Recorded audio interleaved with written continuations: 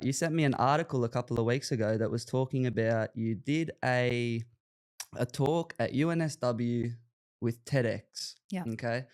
And my understanding is you did this talk and it all went well. The people from TEDx supported it at the time that were there. You know, TEDx's people loved it. Yeah, this is great, blah, blah, blah. This talk got sent back to TEDx HQ in the US. And for some reason, a forum that is, this is meant to be like open discussion. We can voice our feelings. It went against their guidelines. Yeah. How does that happen? What, like, give me a rundown on that whole situation. Well, I mean, I can tell you from the very get-go. So what happened is I think these are basically franchises of TEDx that operate in different universities and maybe other places around the world. And we've got one at UNSW, mainly made of students, if not only made of students. And, I teach at UNSW, right? So I'm teaching hundreds of kids per year, right? And they see me in the classroom, and some people love me and some people hate me. That's how it goes, right? But the ones who love me really love me, and they want to, work for me or whatever. And this particular couple of kids who had been in one of my classes was like, would you do a TEDx talk? And I was like, sure. And if I'm going to do it, this is what I'm going to say. Yeah. And I So basically, you warned them beforehand. oh yeah. I said, look, the Okay. topic is going to be something like manipulation. How do you get manipulated by altruism, by your own love for other human beings? How do you get manipulated So- into doing things that are bad? Sorry, just with the double point Scrabble words. What is altruism? Altruism. If other regarding feelings of love, caring, compassion, warmth towards another person, Okay. that typically drives us to do things that you wouldn't think would be in our own self-interest immediately. So Okay. when you hug your children, generally speaking, most people who are not psychopaths do that because they know that it's good for the children and they love the children. They want the children to do well. So they hug them. And even if they hated hugging them, they'd still do it. They're not doing it in a kind of instrumental fashion to try to Right. get something for themselves. Like, Okay. if I hug this kid now, then when I'm 75, he'll take care of me or something. Like, that's the sort of Right. calculating strategic sort of thing that, our model of man in economics, because I'm an economist, would often sort of say, well, that's the baseline, that's the default. But we know that people love each other. Like, I mean, I've Yeah. studied love for years, Yeah, right? yeah, And yeah. it's a thing, and it really motivates people strongly. And that's one of the reasons why we can be manipulated by it. And I wanted to write about this and talk about this in the TEDx talk because I just saw it all around me during COVID. Everything that was being pushed with a message about love in some way, whether it was love for your grandmothers, love for your country, love Yeah. for the health of That's the how they whole were society. displaying. That's how they was pushing this on us. Like, this Yeah. is all. This is all for the greater good, Yeah, right? yeah, For the yeah, good yeah. of all the people you love. And sometimes, for your good as well. But it was almost, the social shaming was much stronger in relation to that kind of altruistic motivation. Like, oh, I was called a granny killer, right? Which shows you everything about that, right? A granny right killer. there. Yeah. Oh yeah. I mean, I have a whole jar of names that I was called. I mean, it's not pretty. It's not Yeah, pretty. Right? right. But I also have a whole email box full of, amazingly beautiful, sweet messages that I got during that time. Probably 80% of the emails that I got or messages that I got from this society in Australia were incredibly positive. Yeah. And probably 20% were either kind of on the fence or negative. And a lot of the negative ones were just like one-liners, like, go back to your stupid Yankee home, bitch. But anyway, so this TED Talk thing. So I said, look, this is what I would say. And these sweet, naive students, 20-year-olds, whatever, they're not au fait with the way these power plays work, right? And they just don't understand. And this is one of the reasons I thought my talk was good, I think, because I learned something from the talk, right? Which is, this is what happens. And guess what? That's what TEDx is doing to you, right? Yeah, yeah. And potentially, right? Potentially. And I didn't want to say that initially. I wanted to give it a go and see whether they would actually be open to airing this, right? But as it turned out, they weren't. But I went ahead and, I did the rehearsals, and, they helped me with making sure the slides were, exactly up to standard, because you can't advertise your own stuff. So you can't, for example, put an Amazon site on one of your slides, right? You can't have like, oh, buy my book here. So I just had to have like the book cover, right? But nothing about Amazon. And so that sort of thing, right? So we did go through some edits to make sure that I was not in my slides or in my speech overtly countering the content guidelines, right? Yeah. And anything that TEDx had said. And I looked at that too, and I thought, okay, well, this is exactly the kind of big idea, maybe dangerous idea, whatever, that TEDx was founded to platform. So if they're serious about their mission, they should take it. So it was basically a test of TEDx, and they failed. Because what happened is I gave the talk, Everybody clapped. Yep, it was fine. All the students were very laudatory. Sorry, they praised me a lot. Yeah. And it was lovely, and they were like, "Oh, and it's so great to work with you." All this, which is lovely, right? I mean, they're so sweet and adorable kids, and really, I think they really did learn something. Also, a lot of them were Asian, and I was talking about the Cultural Revolution in my talk, so some of them Mm. really learned something about Yeah, that. because what you were talking about, you were backing up with like historical comparisons Yeah, and facts. yeah, But a lot of you compared it to Nazi Germany or yep. The something. rise of the Third Reich Yep. and Cultural Revolution, because in both cases, people were being manipulated by Mm-hmm. their love for something. In the case of the Nazi era, it was love for your fatherland, the German fatherland, right, which had Mm-hmm. been crushed in the Versailles Treaty and all that. And a lot of economic devastation during the Mm-hmm. 20s and 30s. And so the German people were craving or hungry for something that would restore the fatherland they loved to health. So they were sold on that basis to this kind of ideology, which ended up asking them to dehumanize people. And that's what happened, right? And so Mm. the same thing also happened in the Cultural Revolution, where people were essentially led to believe that everything associated with old things, whether it was old people, old ideas, old customs, all that was bad, and that they needed, because of their love for China, to accelerate the proletarian revolution, and for the greater greatness of their country, they needed to embrace new things. So they basically just killed old people and ransacked old temples and did all these things. And the Chinese culture is kind of an ancestor worship sort of culture, right? It has that aspect of it. It's very people respect their elders. Mm-hmm. And so that really ran against that kind of ancient traditional wisdom, that Mm. ancient traditional teaching that the Chinese people had. So it was a huge sacrifice for them to make, but it was, because they thought, they were sold on the idea that making that sacrifice was needed to help their country, right? And it ended up actually just causing more devastation. So the same thing happened during COVID, where we had people being sold on things like lockdowns and the masking and the vaccines Yeah, and all just a that stuff bunch of bullshit. for a Yeah. respiratory virus that was basically, if you were looking at the data in March 2020, which I was not dangerous to people who are healthy under 50, really, Yeah. right? I mean, Yeah. maybe I it would still be a haven't bit of a caught it. cold. I've never Well caught done. it. I've never caught it. I don't even know. I mean, you can't, no test is perfect, right? I mean, I So- also very rarely did tests. Right. Well, there you go. But Yep. there were times where I felt sick and people were like, "You got to get tested. You got to get tested." Yeah. Ah, fuck that. Who I ain't getting cares? I tested. mean, it I've doesn't got the really cold, matter, man. I right? got the Does cold. it actually matter? Like, honestly, in my view, does it even matter what you have? If you're sick, that's the suffering and death. That's what I care about. Yeah, yeah. Right? I don't care whether we call it, SARS-CoV-2 or, Yeah. dibbity gibbet. I don't care what it is, right? Whatever the thing is, and you want to figure out what to do to help people. And that was the other aspect of the COVID era, of course, I'm sure we'll get into, that I covered in my talk as well, which was how the alternative ideas were suppressed. That was the case in the Cultural Revolution. That was the case in the rise of the Third Reich. And that was the case in COVID. If you had a different opinion, if you thought, for example, that maybe, I don't know, having a lot of vitamin D was a good thing to protect your immune system, and that maybe when you got early COVID, you should try ivermectin because there were some whole face studies happening even then without big pharma funding. Guess why, right? No prizes for guessing why, but there were some good doctors experimenting on the front lines with repurposed medicines like ivermectin. They were getting good results. And, if I'd had a really seriously ill relative with COVID, I'd be combing the internet looking for that sort of stuff. And that's what you try if you care about health. So if you really care about health, you do something completely different than what we were told we had to do if you cared about health, right? So it was this completely, backwards reasoning. And the same thing happened in the two historical examples too, right? So censorship of alternative views was a big part of how the manipulation worked.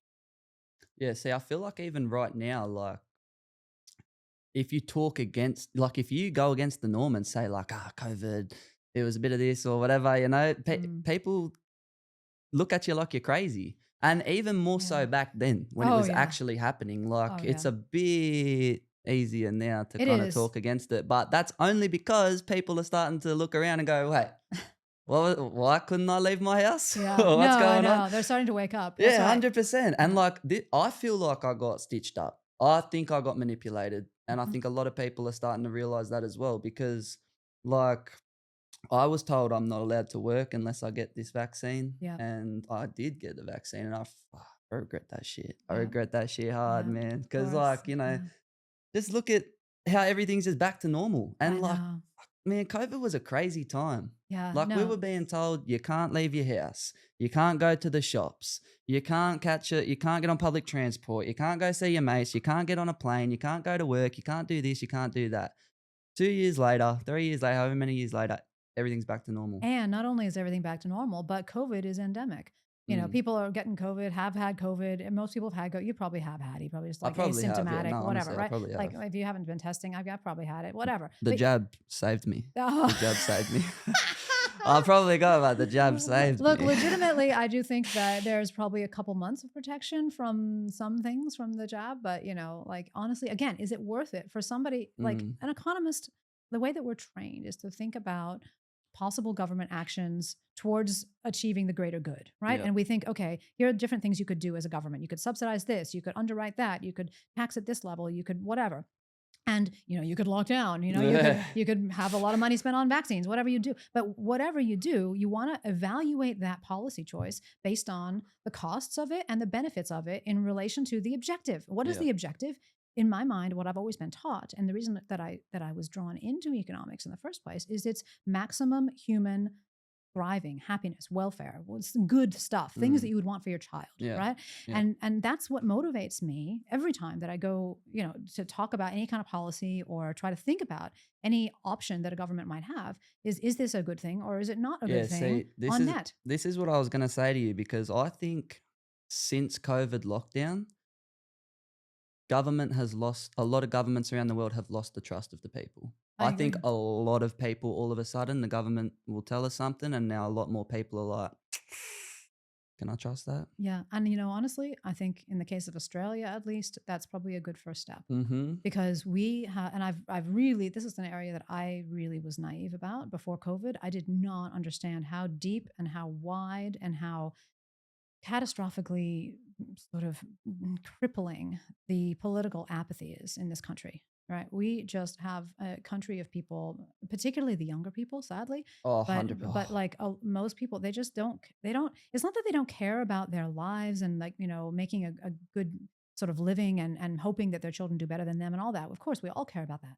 But this notion that you are a steward of your society and it's part of your responsibility as a citizen to make sure that the people whom you've elected, who are in charge of the machinery of state, of all the resources that you've basically given to the government sector, are doing a good job, right? That responsibility, that lands on your shoulders. I'm sorry, but who else is going to do that, right? It's not going to be the people in power, because we know power corrupts. So they're not going to look after each other. I mean, they will look after each other, right? But they're not going to check each other to the extent that's necessary, right? I think in our government there's a lot of virtue signaling as well. Oh, don't even get me started on that. Tell me. Oh, Tell my me. gosh, Because don't I even say get me it and I'm started on like, that. I don't think you mean what you are telling me. Totally. You're just telling me some bullshit. And the thing is, well, the interesting thing though is it's a psychological thing, right? And in fact, I'm up here in the Blue Mountains, and it's convenient for me to come and do this because I'm visiting a friend of ours who is a psychologist.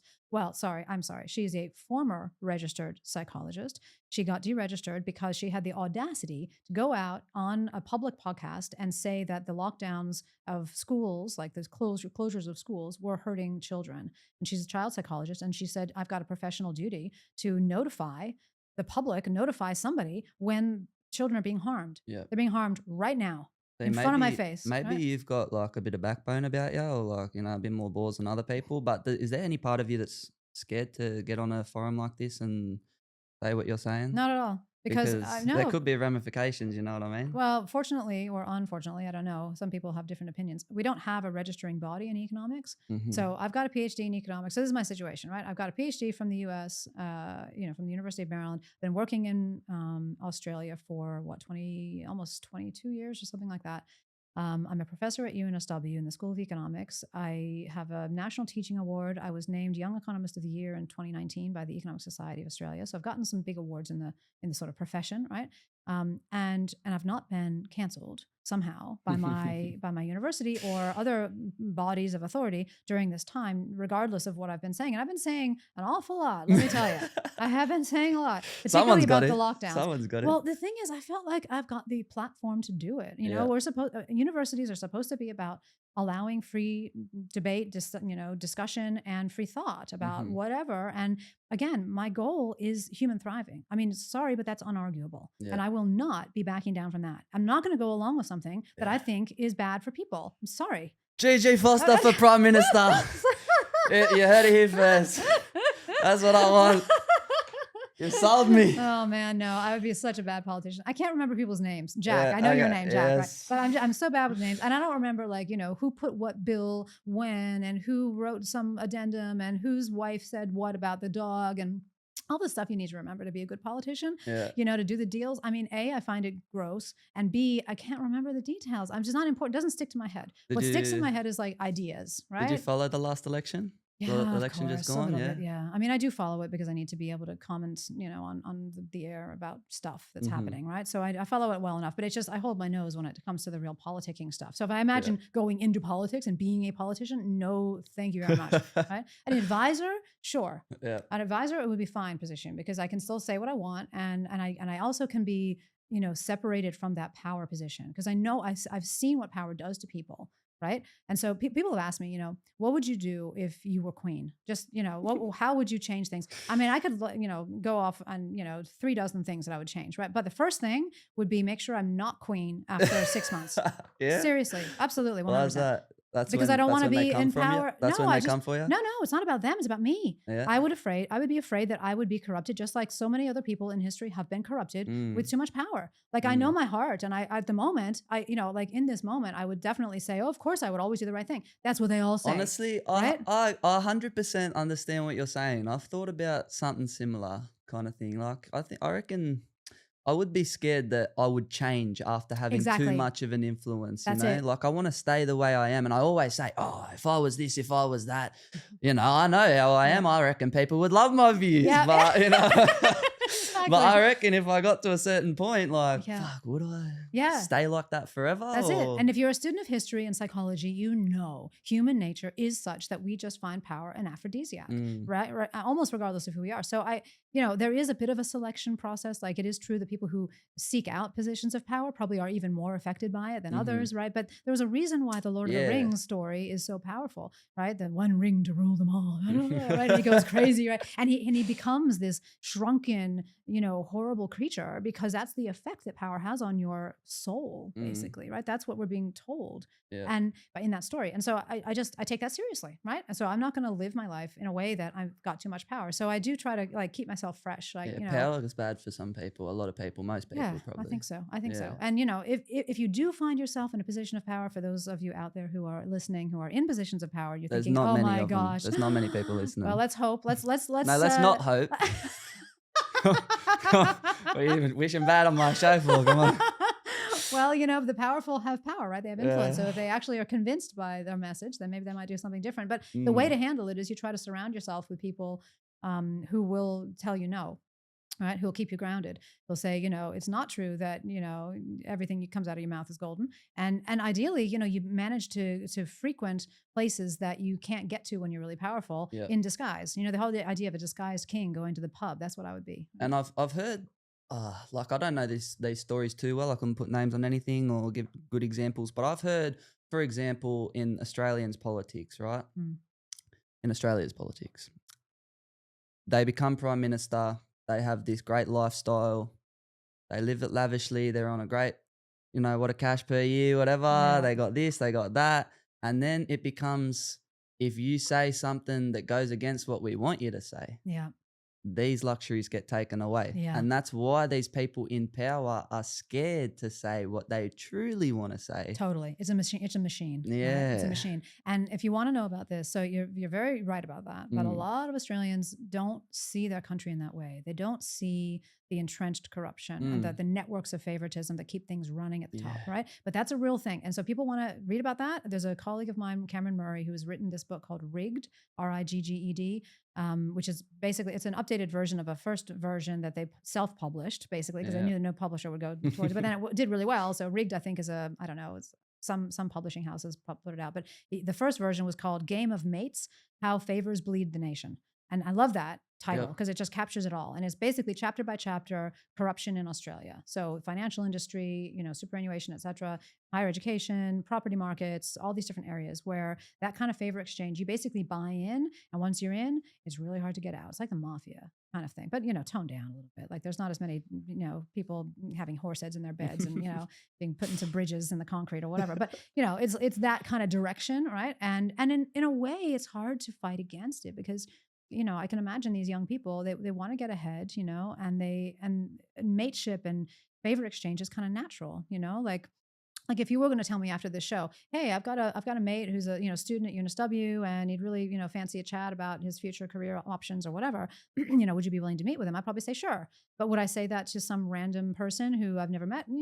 Probably, actually, because it's me. But a lot of it's hard to reach people for favors or for good resources without having a network. And so in a way, that's just the way business goes, right? Yep. But if you take it to an extreme and you actually calculate how much of Australia's wealth is being essentially funneled into the pockets of a very small elite, right? It is Yeah. staggering. So that's what this guy Cameron Murray's done. He's actually done Yeah. that calculation, and it's really staggering. And so then what does that tell you? Where do you go with that information? As an economist, what you say is, okay, I would like to modify our institutions in such a way that it becomes more difficult to do that kind of favor exchange. So Yeah. one way, for example, is to have rotation of staff.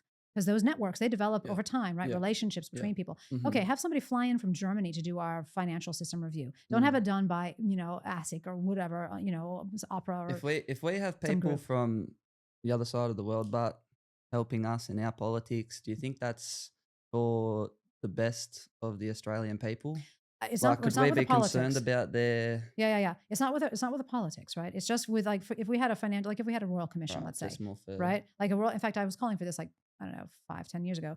That we were doing this analysis of the financial industry, and Yeah. people were bemoaning how corrupt it is and how much profit it's. And I said, well, just get some overseas people to come in and do an independent analysis. You're looking for independence Yeah. in the kind of examination of various kinds of systems or sectors or whatever where you think that this kind of thing is going on, Yeah. and have those people then say, right, yep, this is not working, and so this needs to be changed, and these people need to be fined or whatever, and then have them just go back to what they were doing, right? So secondment, basically. Yeah. Right. So it's not taking politicians or people who would or have people coming in and owning parts of Australia. It's nothing about that. Yeah. It's Yeah. just getting advice, expertise, basically, in a particular area like financial regulation, or it could be anything else. It could be health regulation. It could be education. Right. It could be lots of things. I think we should be doing a lot more of that kind of exchange and kind of getting stirring up the stagnant pools that presently control a lot of what happens in this country. Right. Yeah. Including things like curricula. Don't even get me started on that, right? and how we get medicines onto the PBS, the pharmaceutical benefits scheme, right, and the Therapeutic Goods Administration. I mean, there's just so many lines of networks along which favors get exchanged, and then what people are going for is not the good of the people. It's not that, right? It is something completely different. It's what is good for them in that moment, and then they'll justify it saying, well, of course it's for the good of the people because look, it's a vaccine. Isn't every vaccine great? Or whatever, right? It's some story they'll tell themselves and they'll tell others, and people will go along with that. So I would not underestimate the amount of that rationalization that happens. A lot of people in these networks, they do not think of themselves as people who are freeloading on the wealth of the country. And right? I mean, our government funding seems to be a bit of a shit show. So maybe having someone come in from overseas who doesn't have Australian agendas Exactly. is actually a good idea. Yep, exactly. Now that you say it. Briefly, not to be here permanently, right? It's the yeah, just come in. Yep. Sort something out, or just give us your opinion. Give us an advice. Exactly. Yeah, from an outside point of view. Yep, exactly. I think that is actually a good idea because when you think about it, the amount of funding that goes into certain things in Australia right now, it's coming from a very, I don't even know how to describe it. Like we've got this Australian agenda, this Australian opinion that might not actually be good for Australia because certain people within Australia is very divided. Yeah. So if you got one person who's from one side, kind of, yeah, no, you totally. know what I mean? Well, and also if you think about the way, I mean, we're told that our country, like many other countries in the West, operates because of this beautiful invention called democracy, where the people give their voice to the polity, and the polity then enact their will through legislation and judicial things and the executive branch. But what really happens is that, yeah, we all vote every few years, right? So that's the voice of the people part. But apart from those every few years, most people in Australia just kind of kick back, have their barbecues, do Oh, their podcast, do whatever, right? 100%. They're not thinking about politics. They're not caring about politics. They're not invested. Who's invested? Lobby groups, right?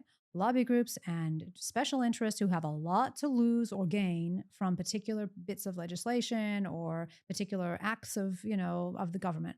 And so, of course, those are the bodies, the organizations that will see it in their interest to put money into training up lobbyists, hiring the lobbyists, and having them go to Canberra and Yeah. then lobby hard, right? And so that's just what happens. So you end up having a disproportionate representation of these big organizations that would benefit or lose from the various actions government could take. And Yeah. those people do not represent the Australian people Yeah. as a Yeah. whole, right? It's kind of like we call ourselves a democracy, but what is yeah, It, I mean, democracy is meant to be, my vote is as important as your vote.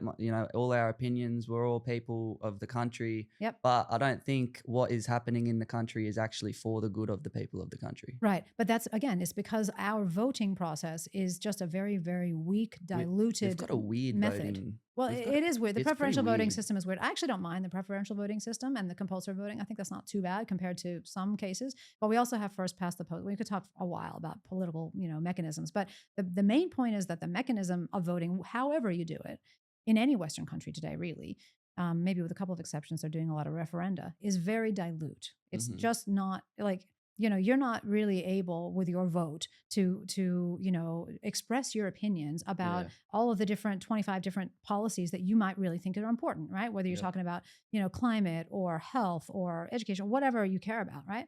And so you have to do this through these politicians, and the politicians don't even really make their platforms known, and they're actually tethered to these parties anyway, these huge parties which have the huge machine, Yeah, right? see, these politicians are very easily corrupted by their own party By as their well. own machine. Yeah, I've noticed that. Yep. Like Peter Dutton came in, Yep. and I reckon he got super. Like I think at first he was doing all right. It seemed to me that by the time the election actually took place, it was basically Labor. Yeah. No, it's so interesting to see how these things play out. The person versus the machine. Yeah. And you see it again and again. You see it in Labor, you see it in Liberal. I mean, I honestly, I think both of the big parties are just kind of beyond hope. They're just too much of a machine. They're not even really thinking about the structural problems Australia has.